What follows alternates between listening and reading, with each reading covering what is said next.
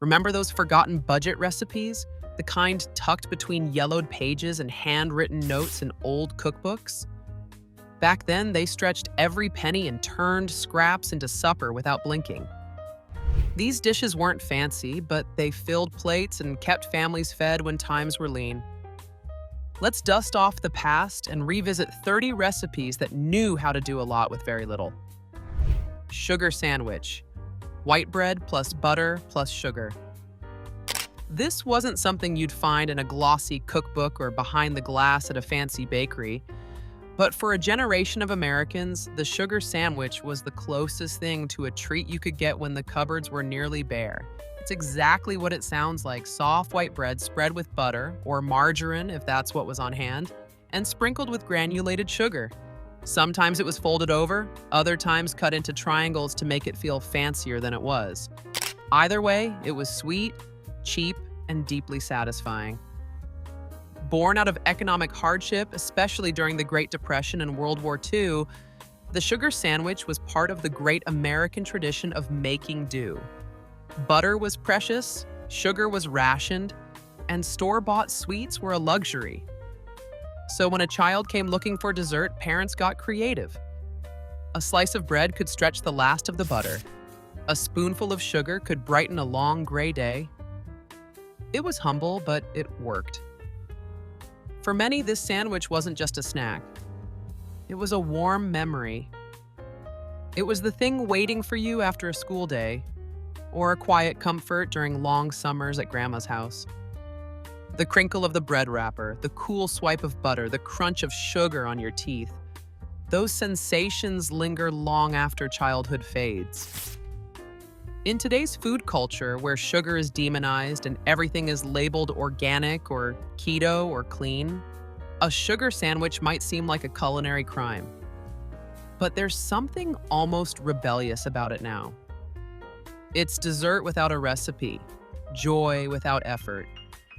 And sometimes, especially in uncertain times, we find ourselves drawn back to the old ways, to the treats that asked for almost nothing but gave so much. So, go ahead. Toast the bread if you want. Use real butter. Don't skimp on the sugar.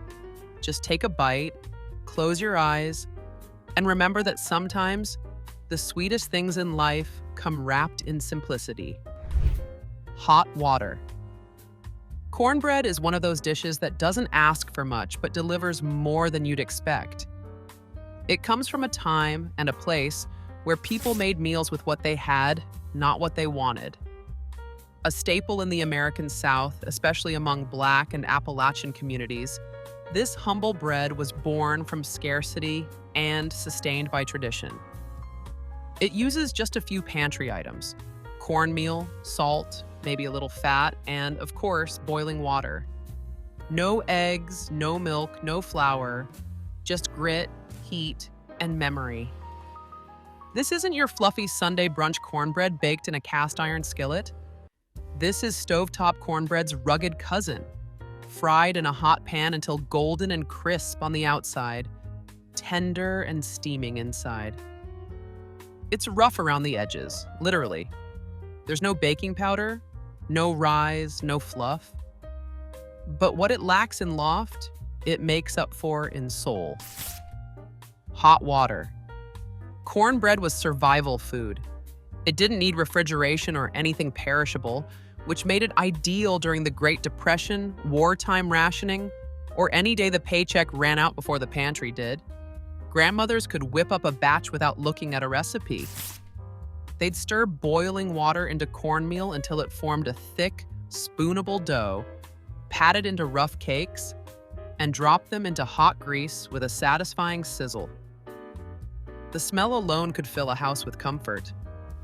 Today, we call it rustic or minimalist, but back then, it was simply called dinner. It was served with collard greens, pinto beans, or on its own with a drizzle of molasses or sorghum syrup. And if there was nothing else to go with it, you ate it anyway, because it was warm, filling, and made with care. In an era obsessed with artisanal everything, hot water cornbread is a reminder that food doesn't need to be complicated to be good.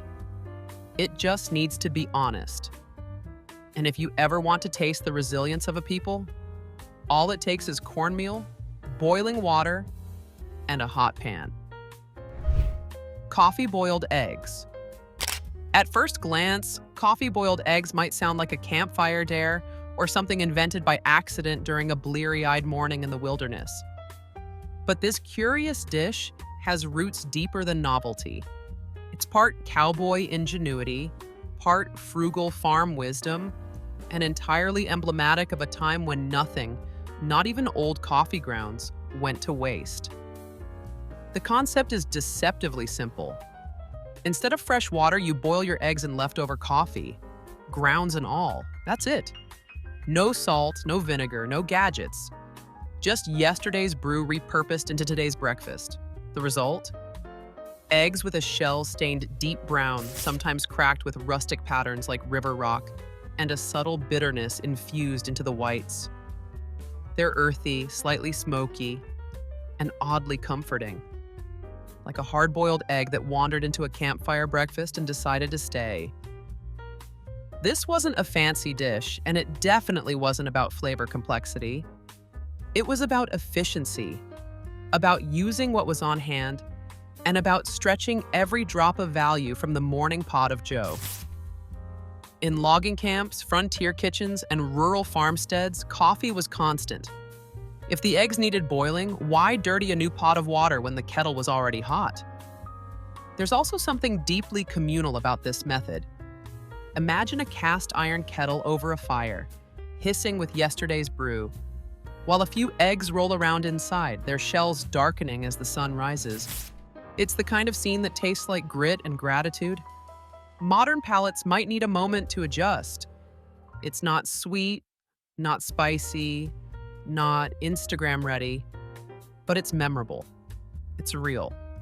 And it's a perfect example of how past generations lived with less and still made it work. In today's world of espresso machines and perfectly poached eggs, coffee-boiled eggs are a strange, beautiful rebellion. They whisper, "Waste not, want not." And in every bite, you can almost hear the crackle of a wood stove and the rustle of a newspaper by the morning fire. Day-old coffee toast. Dip might not win any awards for presentation, but for generations of early risers and frugal homemakers, it was a quiet, daily ritual that made yesterday's brew stretch just a little further. At its core, this recipe was more practice than preparation. Take a cold or reheated mug of coffee, no cream, no sugar unless you were lucky, and dip slices of plain bread straight into it. That was breakfast, maybe even lunch. It's not glamorous. It doesn't sparkle with nostalgia the way fried bacon or syrup-drenched pancakes do. But it tells a story of resilience, of habit, of mornings when the cupboard was bare and the paycheck hadn't come yet. You didn't throw out coffee because that would be wasteful, and if the bread was going stale, even better. It held together a little longer as it soaked bite by bite into the bitter warmth. This wasn't some culinary invention. It was what you did because it filled you up. Farmers dunked toast before heading to the fields. Grandparents, raised on little, never lost the habit. In some immigrant households, dipping bread in coffee was almost ceremonial, proof that you could make comfort out of next to nothing. There's something almost meditative about it. A quiet morning, a chipped mug, a slice of bread torn by hand. The dip, the pause, the bite. You eat slowly, not because you're savoring it, but because that's all there is. And yet, it works. The bitterness of the coffee meets the bland starch of the bread and becomes something oddly grounding. Satisfying, even. Today, we blend oat milk lattes with protein toast and call it mindful eating. But there's a different kind of mindfulness in day-old coffee toast dip. It's not performative. It's not curated. It's survival softened by routine, made bearable with a warm cup and a slice of something to hold on to. It may not be pretty, but it's honest. And sometimes, that's exactly what the morning calls for, leftover everything. Hash cakes were born out of necessity and cooked in the kind of well-worn skillet that never left the stovetop. This was not a recipe pulled from a glossy magazine, but from the lived rhythm of families who knew how to stretch a Sunday roast into Thursday's supper. The name says it all. Everything went in, and nothing went to waste. Yesterday's mashed potatoes, half a cup of peas, a slice or two of meat that no one touched, even the last lonely spoonful of gravy. All of it was fair game. The process was as unfussy as it gets. You'd start with a base of cold mashed potatoes or any starchy leftovers, mashing in whatever bits you had on hand. Chopped onion, shredded carrots, diced ham, that corner of roast beef wrapped in wax paper. Everything was folded together like a culinary scrapbook of the week's meals. You'd bind the mixture with an egg if you had one, maybe a handful of breadcrumbs or crushed saltines if the mash was too wet. Then you'd shape them into rough patties and fry them in a hot pan slicked with bacon grease or lard until they were crispy on the outside and warm through the middle. There was no wrong way to make a hash cake, only a wrong attitude. You couldn't be picky. You had to be clever. And the result? Golden brown, savory cakes that crackled when you bit in, with soft centers that tasted like a week of dinners condensed into one frugal feast. Modern kitchens might call it a zero-waste fritter or a rustic croquette, but the soul of the dish remains the same. Practical, unpretentious, and oddly comforting. In a world that's rediscovering sourdough starters and canning tomatoes, hash cakes feel right at home again. They remind us that flavor doesn't come from fancy. It comes from memory, from not letting things go to waste, and from knowing that the most meaningful meals often begin with leftovers and a little grit. Depression-era mac and tomatoes isn't flashy, and it certainly doesn't try to be. It's soft elbow macaroni, bathed in stewed or canned tomatoes, sometimes with a bit of onion or a pinch of salt, but often just those two base ingredients. No cheese, no herbs, no pretension, just warmth in a bowl and proof that the bare minimum can still carry the weight of a meal. This dish was born out of the 1930s, when the Great Depression reshaped American kitchens into arenas of constant improvisation. Families had to feed many with little, often relying on government-issued surplus or whatever they could afford in bulk. Pasta was cheap. So were canned tomatoes. Together, they made something that felt close to Italian comfort food, even if it was a far cry from anything served in Rome. What it lacked in complexity, it made up for in familiarity. Kids grew up on this stuff. It filled bellies during hard times and still showed up decades later at church potlucks and weeknight dinners, passed down like a quiet family heirloom. Some versions added a splash of milk to mellow the acidity, or a knob of margarine if the budget allowed. Others browned the pasta in fat before boiling, adding a depth of flavor you wouldn't expect from a poverty dish.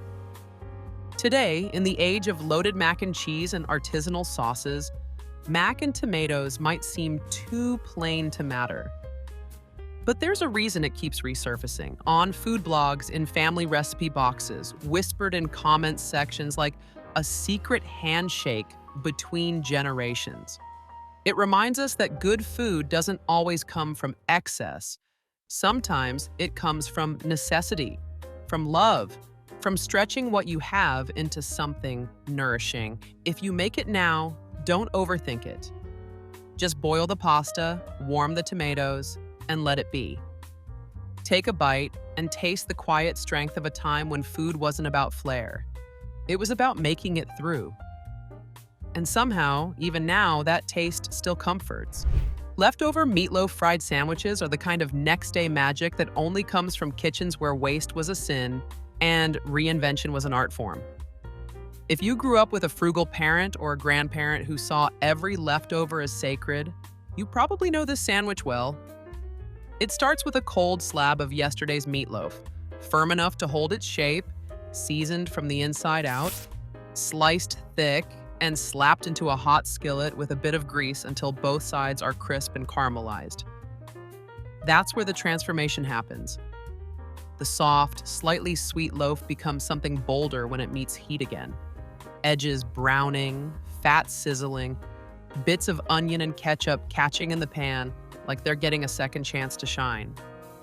Add some white bread, maybe a swipe of mustard or a leftover spoonful of mashed potatoes, and you've got a sandwich that feels like a full meal, but in handheld form. This wasn't just about flavor, it was about stretching Sunday supper into Monday lunch. Meatloaf was often the centerpiece of a budget-conscious family dinner, made with a mix of ground meat, breadcrumbs, eggs, and whatever else needed using up. But it was the leftovers that truly proved its worth. You didn't need to be a chef. You just needed a frying pan, a little patience, and an appetite. There's a special kind of comfort that comes from these sandwiches. They don't try to impress. They remind you of lunchboxes wrapped in wax paper, of after-school snacks served on mismatched plates, of meals that fed you in more ways than one. They're greasy in the best way, messy enough to be satisfying, and deeply nostalgic for anyone who's ever sat at a kitchen table with a second helping served from the night before. In a world of air-fried avocado toast and sandwich shops selling $18 baguettes, there's something radical about returning to this kind of simplicity.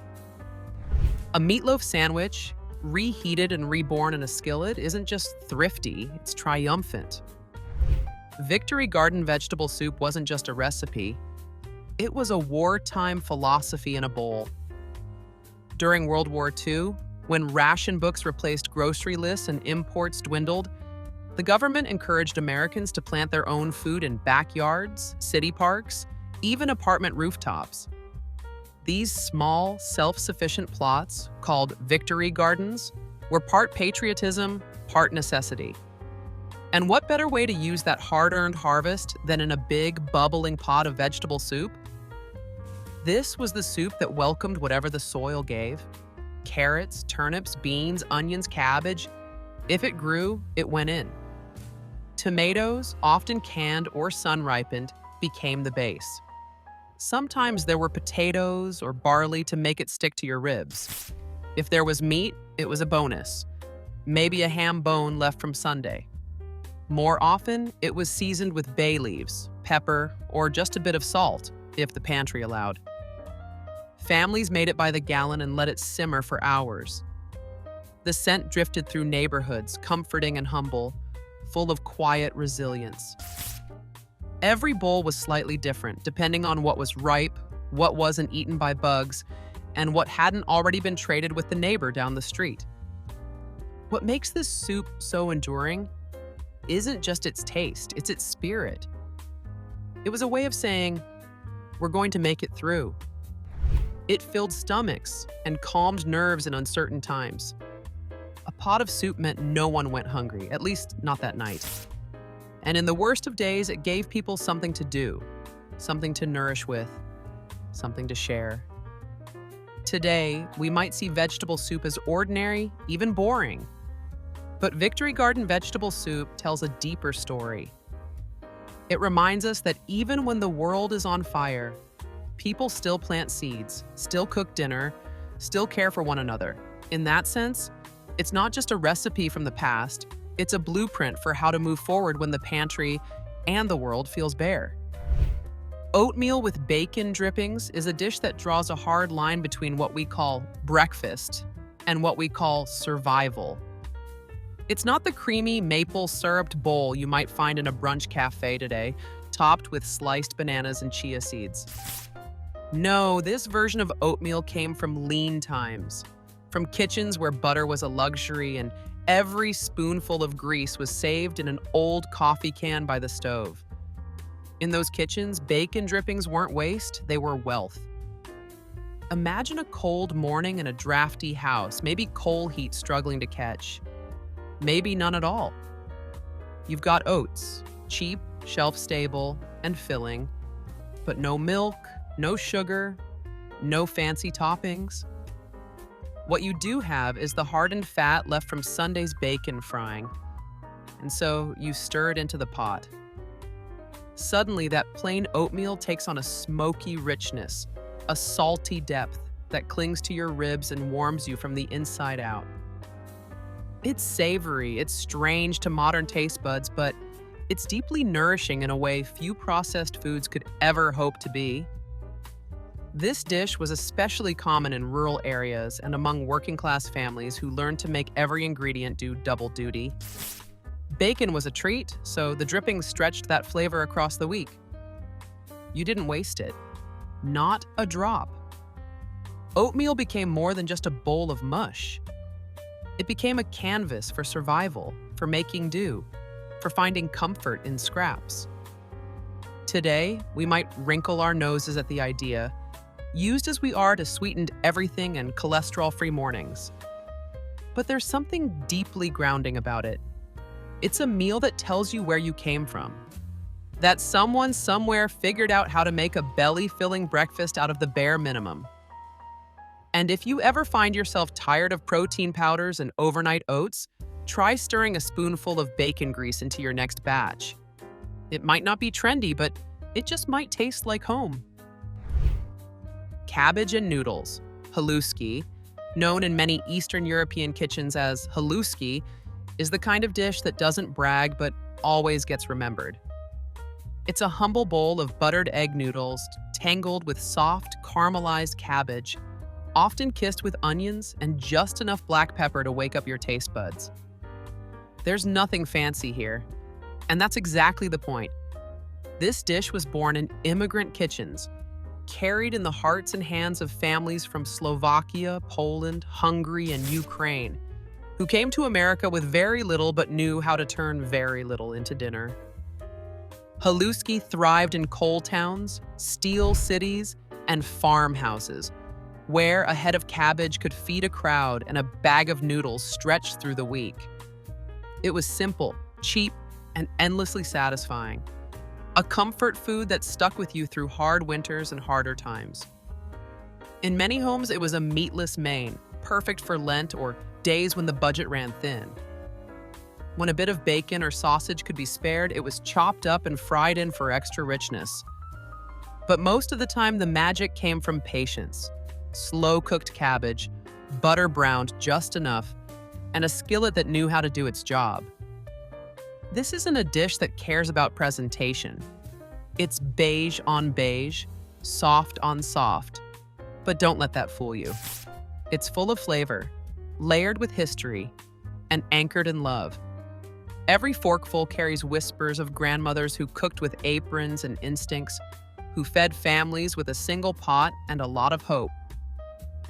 Today, haluski might seem plain next to our modern food obsessions. But when the world feels uncertain, there's something grounding about a meal that's warm, honest, and made from ingredients you can pronounce.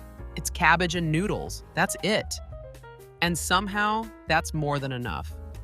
One bite and you remember. This is how people survived. This is how they kept going. And sometimes, it's how they found joy in the middle of it all. Potato peel pie is one of those dishes that sounds like a joke, until you taste it. Born out of the leanest of times, this humble creation came into its own during the ration years of World War II, when even the most basic ingredients were either hard to find or too expensive to waste. Butter, flour, eggs, many of the usual pie staples, were rationed or reserved for special occasions. But potatoes? Potatoes were plenty, and so were their peels, which meant they didn't get tossed. They got baked. This wasn't pie in the dessert sense. There was no flaky golden crust, no sweet filling. Instead, the peels themselves acted as a crust of sorts, boiled or blanched, then pressed into a pie tin and baked until they crisped at the edges. The filling was whatever could be scrounged, maybe mashed potatoes, some greens, a scrap of onion, or a spoonful of meat if you were lucky. Sometimes cheese, if ration points allowed. More often, it was little more than herbs and salt. But put it all together, bake it through, And suddenly you had something hearty, savory, and surprisingly satisfying. The brilliance of potato peel pie lies in its honesty. It doesn't pretend to be anything it's not.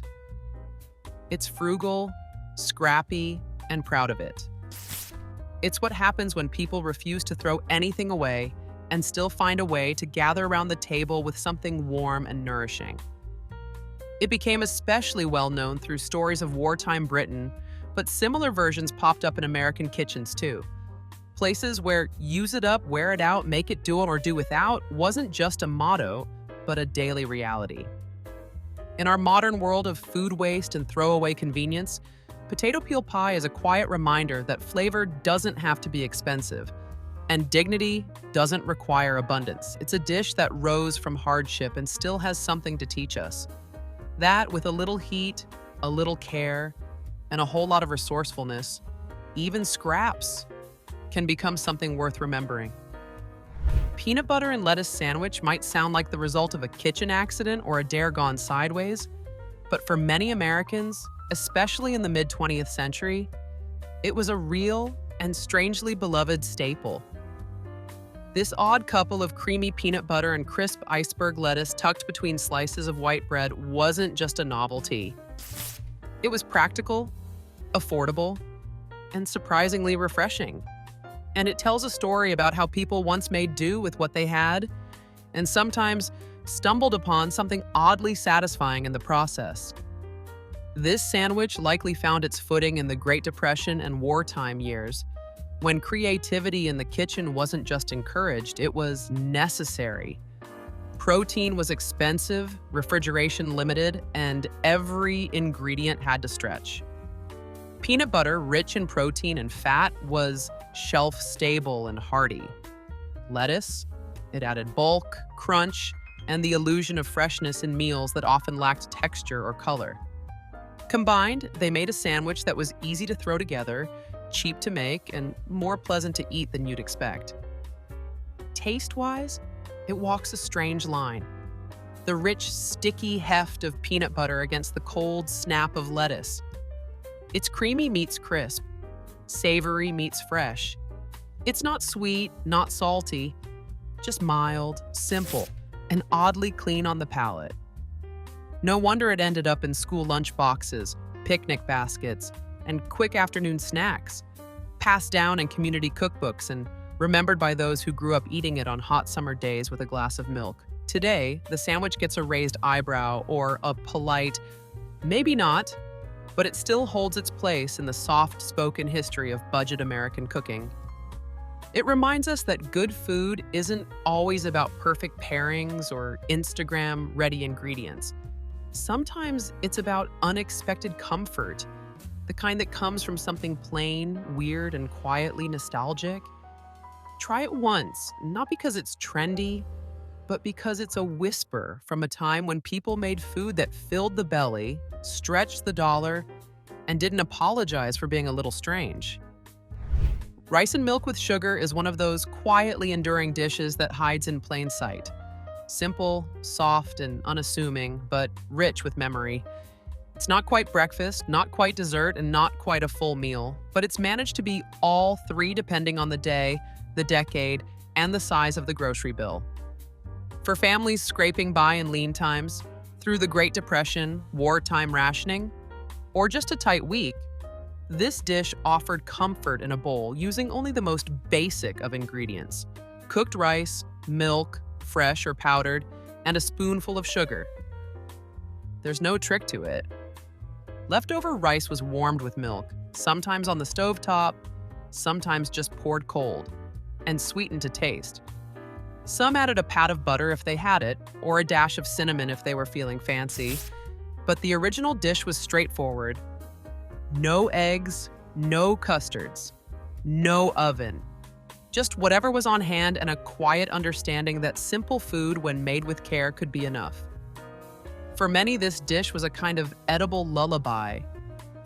Grandmothers made it before bed when the pantry was nearly empty. Mothers stirred it on quiet mornings when school lunches weren't guaranteed. Kids came home to it after long days, wrapped in its warm starch and sugar hug. And even though it cost next to nothing, it made you feel like everything was okay. For a little while, at least. Today, it might be mistaken for rice pudding or dressed up on food blogs with nutmeg and cream, but the original version isn't trying to be trendy. It's gentle, filling, and completely honest. It's a dish that remembers where it came from and doesn't need to be anything more. In a world that constantly adds more spice, more garnish, more steps, rice and milk with sugar quietly reminds us that a few good things, thoughtfully combined, can still carry you through. One spoonful and you're back at the table, back in simpler times, with just enough sweetness to make the moment feel whole. Soup bone broth.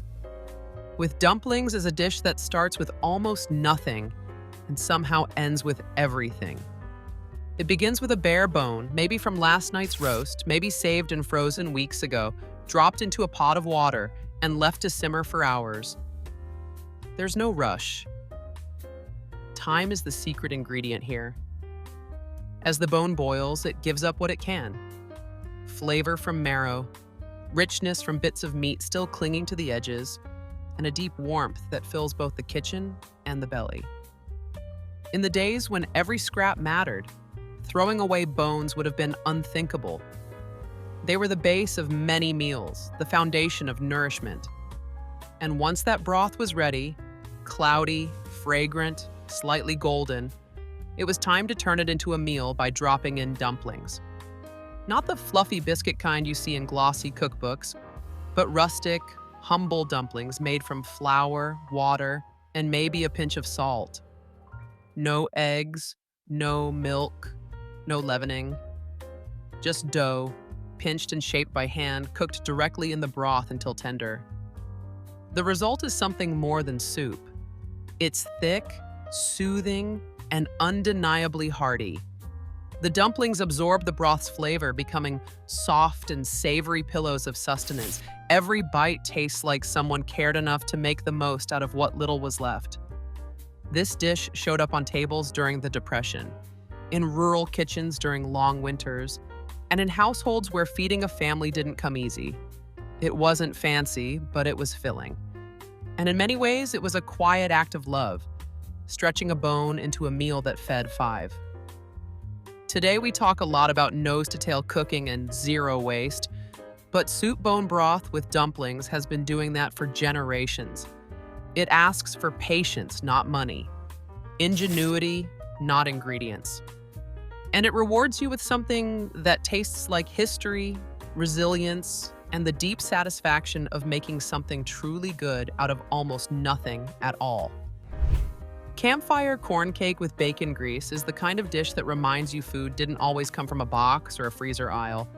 It came from fire, smoke, and the stubborn will to eat well, even when the cupboard was nearly bare.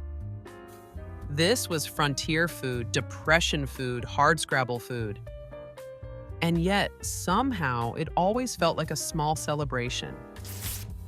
A skillet, some cornmeal, a splash of water, a pinch of salt, and the real star of the show, bacon grease. That's all it took. The bacon grease did more than add flavor. It was the flavor. It stood in for butter, for oil, for anything you didn't have but desperately needed to make the corn cake fry up golden and crisp around the edges. Poured into a hot cast iron pan over an open flame or a wood stove, the batter would sizzle and firm into a rough, rustic cake.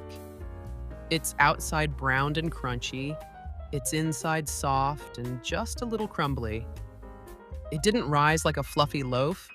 It didn't try to be elegant, but it was hot, savory, and deeply satisfying. This corn cake fed loggers, sharecroppers, and anyone who counted firewood as part of the grocery list. It traveled in lunch pails wrapped in wax paper, got eaten for breakfast, lunch, or dinner, and never complained about doing too much with too little. And it paired with whatever else was around: beans, greens, coffee, or nothing at all. There's something timeless about this kind of cooking. It didn't chase trends or try to impress. It just worked. And today, when we're bombarded with artisanal everything, and bacon has become some sort of novelty flavor for candy bars and lip balm. There's something grounding about returning to a pan of corn cake fried in honest grease. Campfire corn cake with bacon grease doesn't need a garnish. It doesn't need a story, though it carries 1,000 of them. It just needs a skillet, some heat, and a hungry belly. And when you take that first bite, smoky and rich and impossibly simple, it tastes like survival and something just shy of joy. Mock chicken legs, ground meat on skewers, may sound like culinary trickery, and honestly it is, but it's the kind of practical deception that once put smiles on faces and protein on plates when the budget said otherwise. These weren't real chicken legs, of course. They were cleverly crafted illusions made from ground meat, usually beef or pork, sometimes a mix, shaped around a wooden skewer, rolled in breadcrumbs, and fried or baked until golden brown. The result? A drumstick look-alike with a flavor all its own. The origins of this dish date back to the lean years of the early 20th century, particularly during the Great Depression and into the wartime rationing era. Real chicken was either too expensive or too precious to be served often, especially in large families.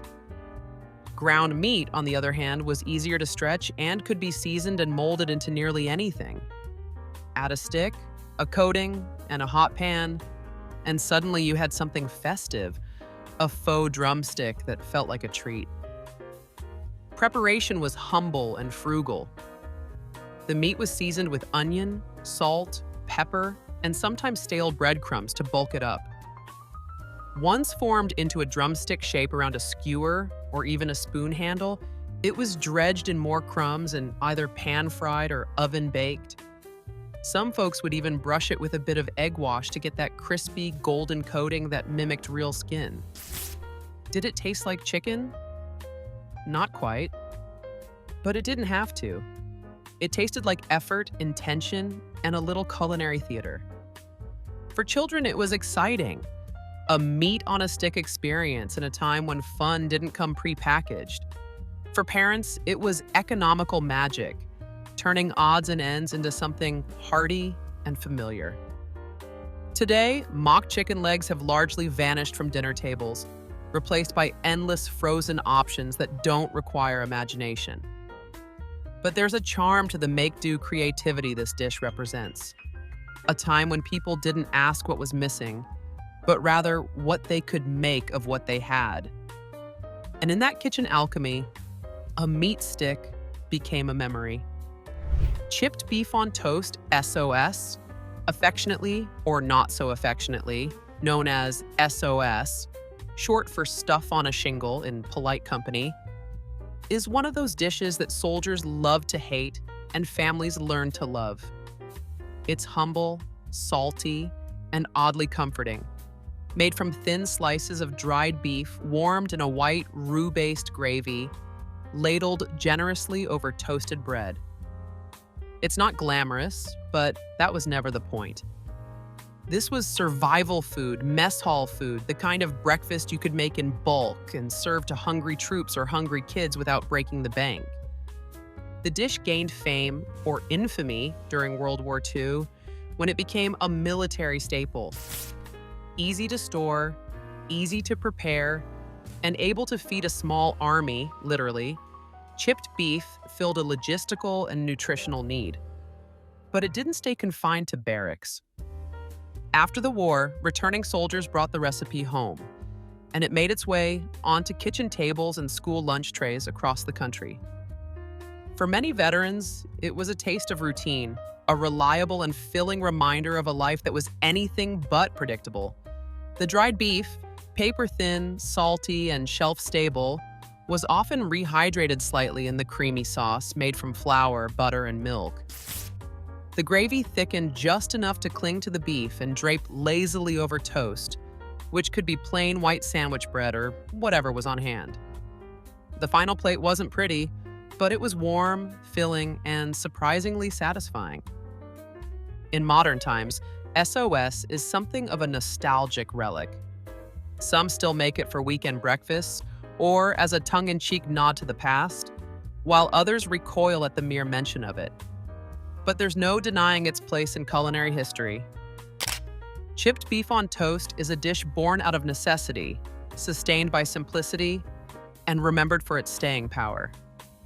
Love it or leave it, SOS reminds us that food doesn't have to be fancy to feed you. Sometimes it just has to be there, hot, salty, and ready when you are.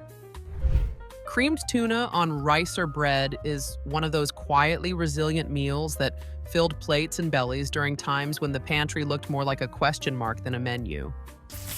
It's the definition of budget cooking. A can of tuna, a roux-based white sauce, and a starch to pour it over. Usually plain white rice or whatever bread you had left. It was fast, affordable, and strangely comforting, even if no one was exactly begging for seconds at the time. The recipe took hold during the Great Depression and stuck around through the war years and into the frugal kitchens of the 1950s and 60s. It was practical. Canned tuna had become a grocery store staple by then, cheap, shelf-stable protein that didn't require refrigeration or any real preparation. Combine it with a little butter, flour, and milk, and you had the makings of a creamy gravy. Some added peas or chopped hard-boiled eggs if they had them. Others didn't, and it still worked just fine. Served over rice, the dish leaned hearty. Served over toast or white bread, it turned into what some folks half-jokingly called hot tuna salad that gave up. But beneath the jokes was a quiet appreciation for how this dish stretched a dollar and still delivered something warm, filling, and vaguely dignified. It wasn't fancy, but it didn't pretend to be. For children, it was often met with suspicion. Fish in milk? But for tired parents, it was salvation in a saucepan. Fast forward to today, and it's rare to see this dish outside of church potlucks or your grandma's kitchen. Yet there's something almost rebellious about reviving it now, in an era of sushi burritos and $16 avocado toast. Creamed tuna on rice or bread reminds us that cooking used to be about making something from nearly nothing and doing it with heart, not hashtags. It's humble, honest food.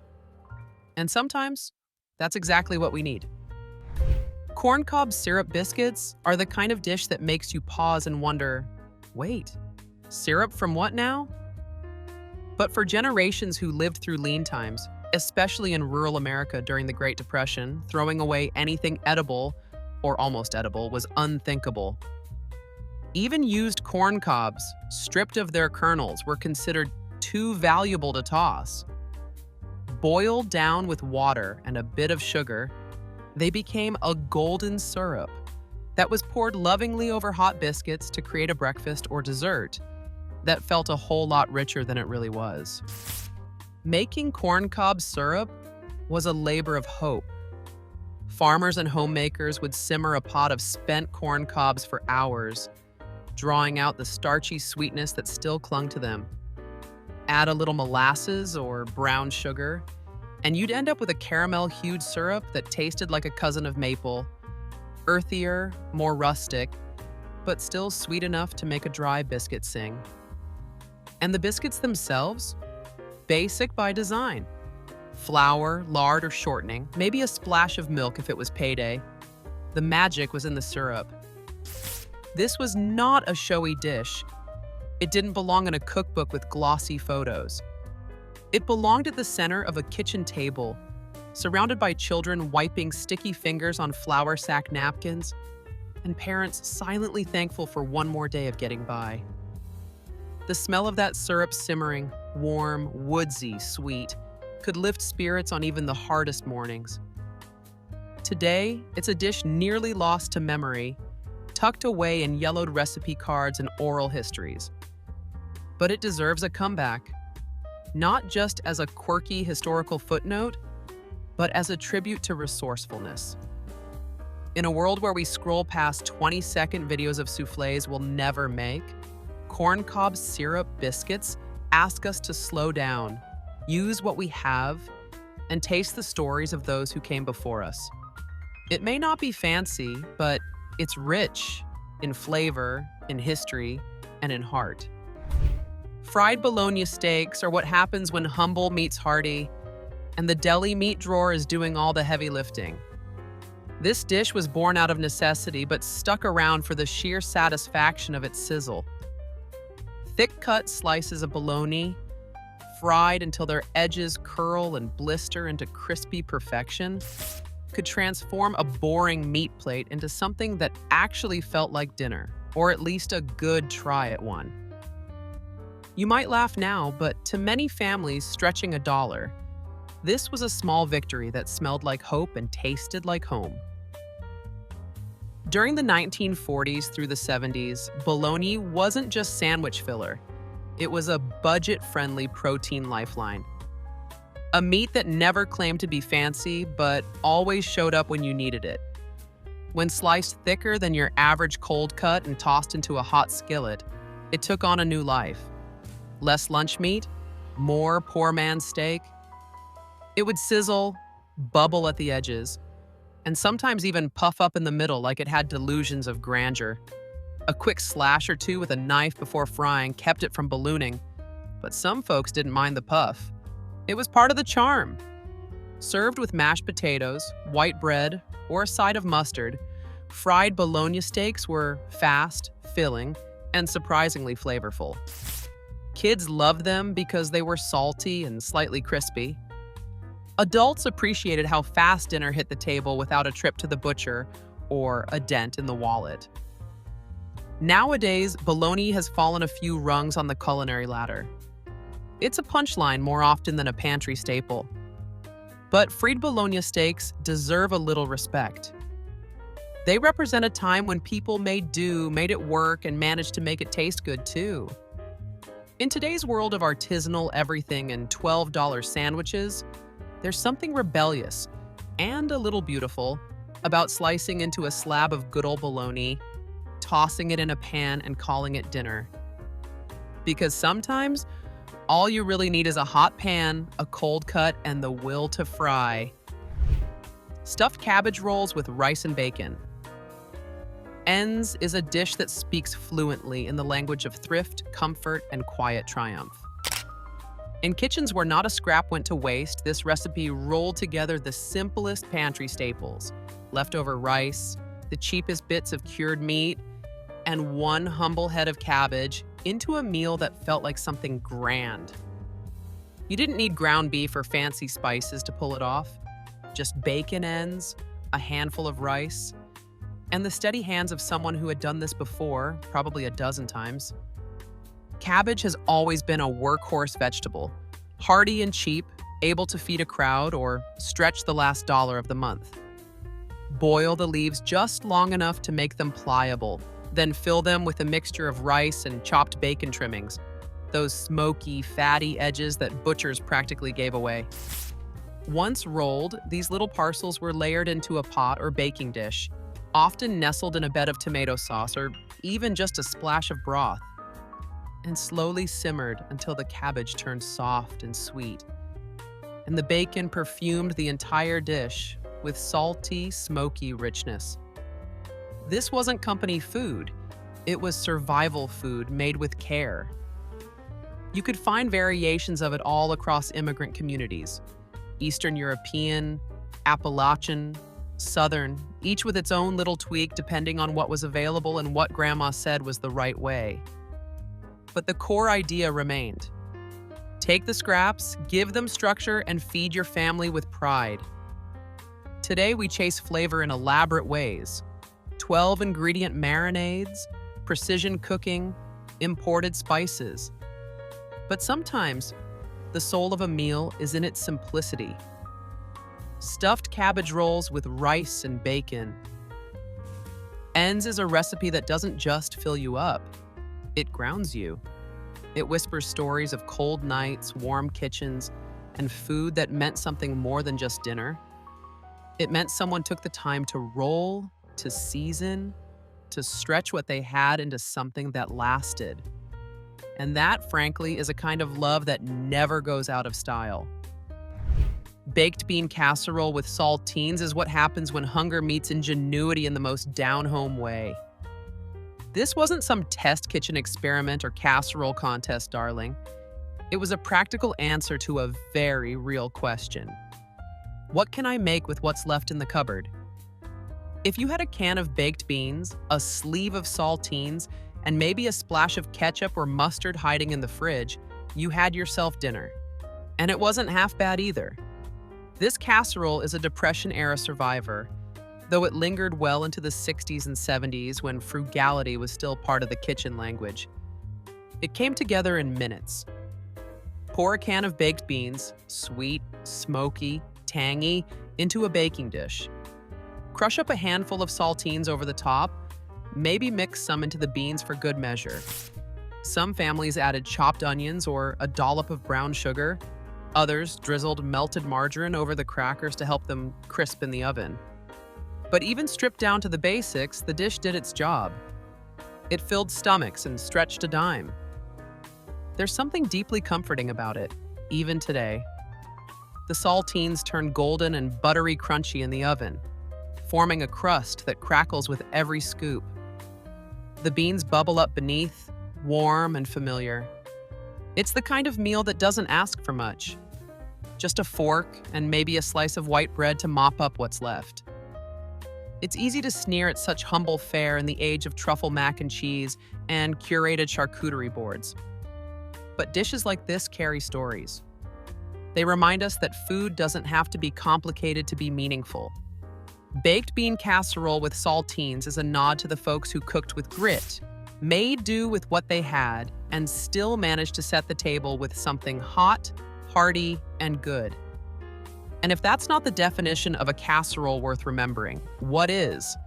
Penny stew, whatever's left in the fridge, wasn't written down in many cookbooks, but it simmered in countless kitchens, handed down not by recipe cards, but by necessity.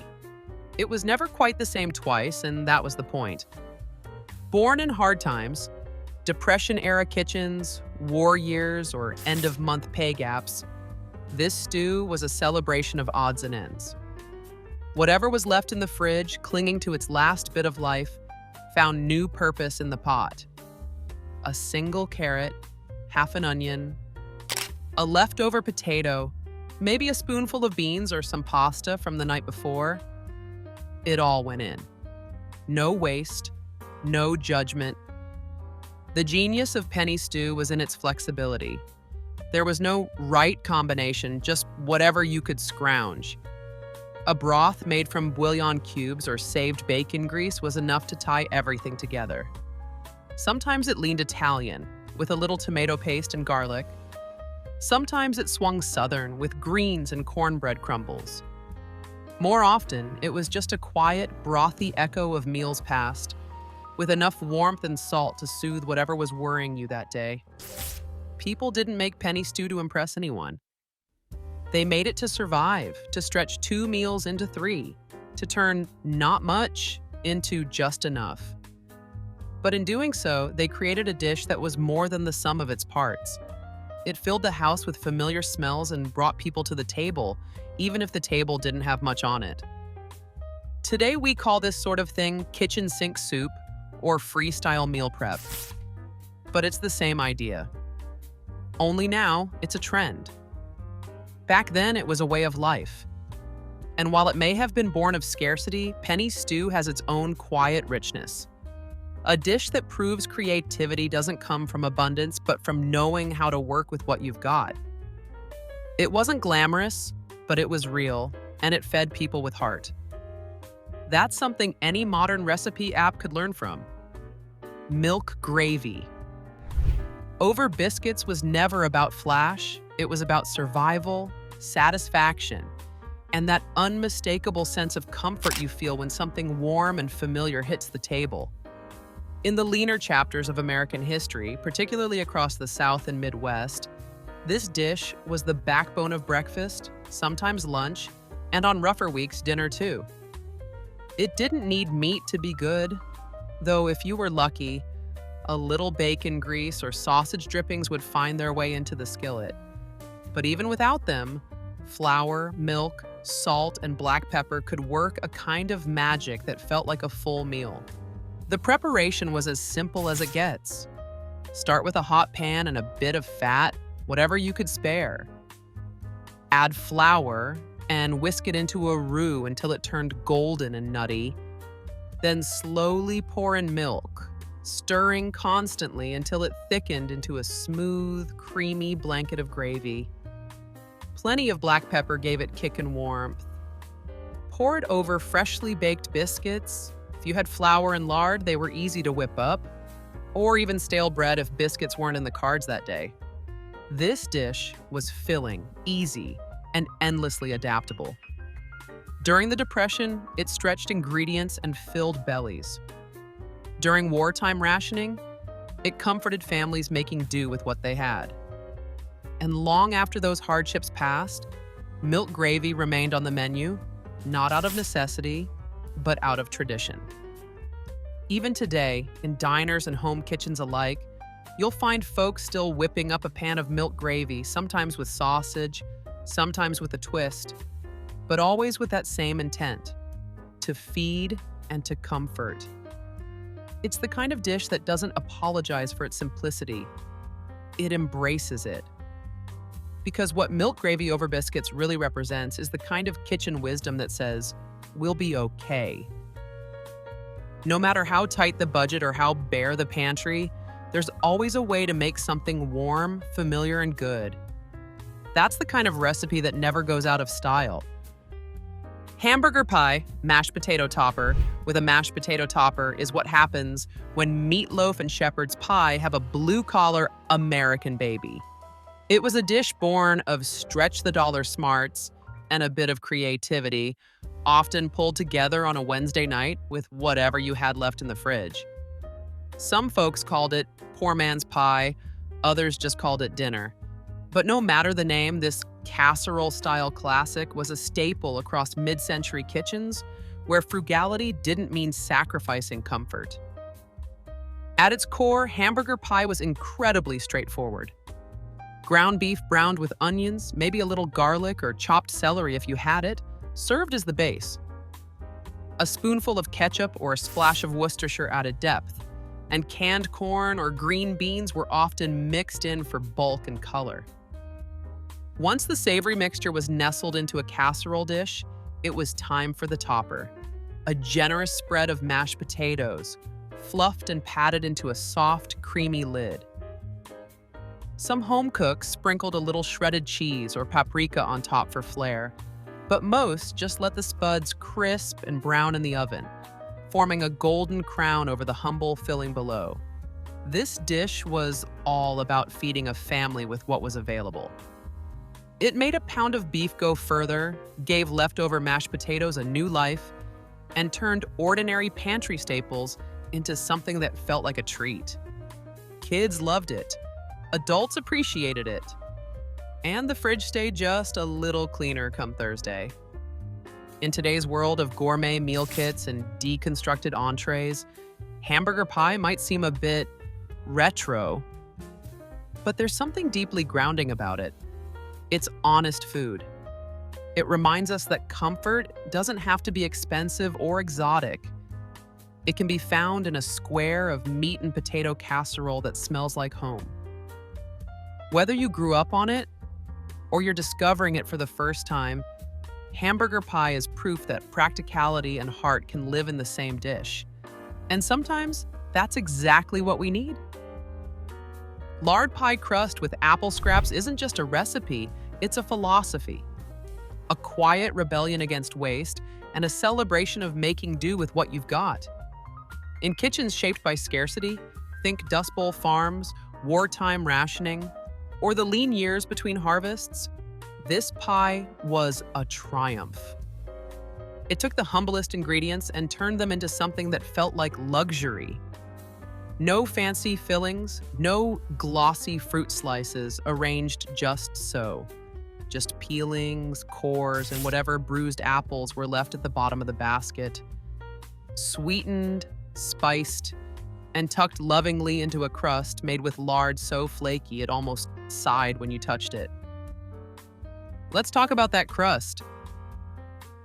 Before butter became the darling of artisanal baking, lard was king. It made pie crusts tender, rich, and crisp-edged in a way butter rarely can, especially when that lard came from your own backyard hog butchering. You'd rub it into flour with cold hands, splash in some icy water, and roll it out with a bottle or whatever passed for a rolling pin. The result? A shell that could make anything taste better. Even a filling made entirely of odds and ends. Those apple scraps weren't just tossed in raw. They'd be simmered down with sugar, cinnamon, a bit of vinegar or lemon juice if you had it, and thickened until they became a rustic sort of compote. No one cared if it was pretty. The kitchen would fill with that unmistakable scent. Warm apples and browned crust. And suddenly, dessert was back on the table. Today, this pie might be filed under zero-waste baking, or given a glow-up by some trendy cafe. But its roots run deeper than any food trend. This was the dessert of mothers who refused to throw good flavor away, of grandmothers who knew the value of every peel. It's a reminder that sometimes the sweetest things come from what we were about to discard.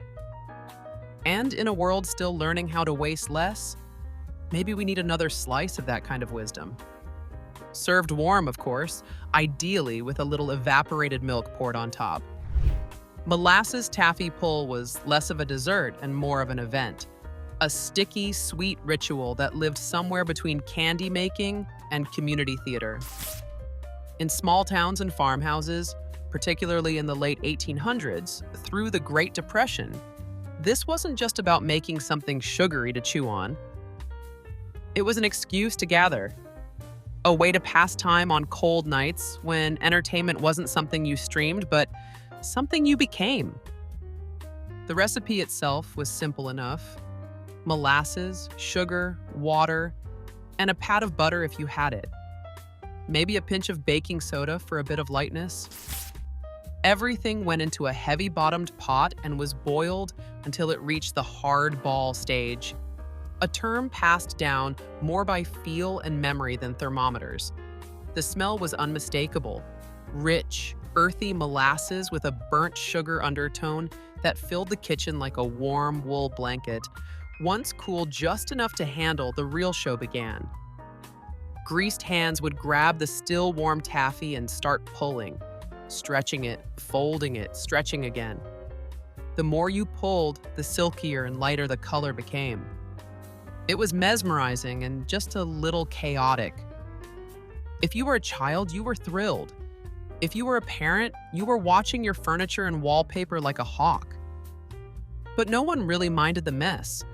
As it cooled, the taffy was cut into bite-sized pieces and wrapped in wax paper, if there was any left to wrap. Most of it disappeared before it made it to the tin. Some batches were spiced with vanilla or a drop of peppermint, but even plain, it tasted like nostalgia. A little smoky, a little bitter, and a whole lot sweet. Today, candy comes in neon wrappers and from machines you've never seen. But a molasses taffy pull was about more than sugar. It was about community, laughter, and that moment when everyone was elbow deep in something sticky and simple and good. Maybe it's time we made a mess like that again. Stale bread pudding with raisins wasn't just dessert. It was an act of defiance against waste. It took something that most folks would have tossed, day-old bread, crusty and forgotten, and transformed it into something warm, sweet, and deeply comforting. If your grandmother ever called it making do, this was what she meant. You didn't need fresh milk or cream, fancy spices, or even soft bread. What you needed was a bit of cleverness, a steady hand with the oven, and a family willing to eat something made from scraps and call it a treat. The process was homespun and beautifully simple. You'd cube up the stale bread, heels, crusts, the works, and let them soak in a mixture of milk, sugar, eggs, and a dash of cinnamon or nutmeg if it was around. A pinch of salt brought it all together, but the real star was the raisins. Some folks soaked them in warm water or even a splash of leftover coffee to plump them up. Others just tossed them in straight from the box. Either way, those chewy little bites of sweetness gave the pudding its personality. Once it had soaked long enough to turn soft and custardy, the whole thing was poured into a greased dish and baked until golden on top and jiggly in the center. The smell that filled the kitchen was nothing short of magic: warm bread, sweet spice, and the faint, sugary scent of caramelized edges crisping in the oven. It wasn't fancy, but it was real. You might hear modern chefs try to fancy it up with croissants or brioche and call it rustic. But the original version didn't need dressing up. It came from wartime kitchens, boarding houses, and grandmas who knew that stretching food was a form of love. Served warm with a drizzle of evaporated milk or a spoonful of canned fruit, bread pudding turned the overlooked into the unforgettable. In a world that's always looking forward, this dish reminds us that looking back, especially at what we used to throw away, might be the sweetest move of all. Mock apple pie, Ritz crackers, might be the greatest culinary prank ever pulled off in an American kitchen. No apples? No problem. Just grab a sleeve of Ritz crackers, a bit of sugar, and some lemon juice, and you'd be well on your way to a pie that somehow miraculously tasted like the real thing. Born out of frugality and pure kitchen wizardry, this recipe was a Depression-era solution to the very real problem of empty fruit baskets and tight budgets. But even in the absence of fresh produce, the craving for something warm, sweet, and nostalgic didn't go away, and neither did the creativity. The brilliance of this pie lies in the illusion. Ritz crackers, when baked in a syrupy mix of sugar, lemon juice, and just enough spice, soften into something shockingly similar in texture to cooked apples. A few dashes of cinnamon and a sprinkle of cream of tartar help nudge your taste buds toward believing the impossible. Then it's all tucked inside a buttery double crust, often made from scratch, sometimes from what you had, and baked until a golden brown. When it came out of the oven, steaming and fragrant, you couldn't help but marvel. It looked like apple pie. It smelled like apple pie. And with a scoop of vanilla ice cream melting on top, it tasted like apple pie. The first bite always prompted a double take. There's no apples in this? Nope, just crackers and grit. Today, this recipe is often treated as a novelty, a quirky retro dish trotted out for potlucks or food blogs in search of clicks. But its roots are practical, even poignant. It's a reminder that even in the hardest times, when sugar was rationed and apples were scarce, people still found a way to gather around dessert. Mock apple pie is a slice of culinary resilience, the kind that says you don't need a full pantry to feed your soul. Just a little ingenuity, and maybe a whole lot of crackers. Grandma's vinegar pie is the kind of recipe that raises eyebrows today, but back then, it was a clever answer to a problem. How do you make a dessert when you don't have fruit, fresh cream, or much of anything at all? The answer, it turns out, was sitting in the pantry the whole time. Vinegar pie, like many desperation pies of the Great Depression and earlier, made something from nearly nothing. And if you grew up watching your grandmother stir sugar, eggs, and vinegar into a bubbling custard over the stove, you know just how sweet thrift can be. The pie starts off simply: flour, sugar, and a pinch of salt whisked together, then joined by water, a dab of butter, eggs, and a splash of plain old vinegar. Apple cider vinegar if she had it, white vinegar if she didn't. The vinegar was never the star, it was the trick. Just a bit added the tang you'd normally get from lemons, which were often too expensive or too seasonal to keep around. In the oven, this humble filling set into a silky custard that tasted like lemon pie's long-lost cousin. Mellow, sweet, with just enough zing to keep your fork coming back. It might not win any beauty contests. There were no peaks of meringue or glossy fruit glazes, Just a golden top with the occasional sugary crackle and a scent that warmed the whole kitchen. Served warm or cold, often with a spoonful of whipped cream, from a can or not at all, it was the taste of old-fashioned resourcefulness. In today's world of boutique bakeries and artisanal everything, vinegar pie may seem like an odd relic. But one bite will take you straight back to an era where every scrap was used, and dessert was still a cause for celebration. Grandma didn't need lemons, she had vinegar, a worn pie tin, and a fierce determination to bring something sweet to the table. And somehow, that was always enough. These weren't just recipes, they were resourceful acts of love. Every casserole told a story of compromise and care. What forgotten dish did you grow up with? Have you ever made gravy from bacon grease or pie from vinegar? Comment below, share with the frugal food lover in your life, and don't forget to hit that like button if Grandma's Pyrex just made a comeback.